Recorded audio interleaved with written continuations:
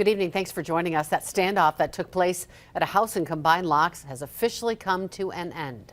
The first told you on Action 2 News mid-morning. Authorities have been on that scene since this morning.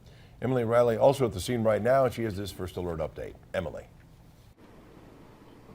Bill, the SWAT team that's been outside of this house on the 500 block of Richard Street for most of the day is now wrapping up and clearing the road to traffic.